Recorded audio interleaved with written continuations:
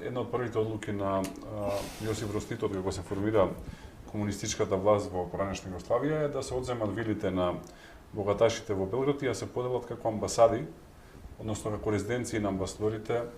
на државите кои што се акредитирани. Целта му е многу едноставна, тој бил свесен дека нема тој систем да живее за секојаш, да не може никогаш да се вратат на семејствата на кои што им се одземени затоа што не стануваат резиденции и на тој начин екстериторија, односно веќе се водат како територија на таа држава. И сега таму каде што е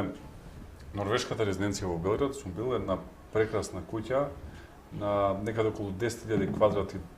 земја на делење, на врв на рите, има двори од лева и од десна страна,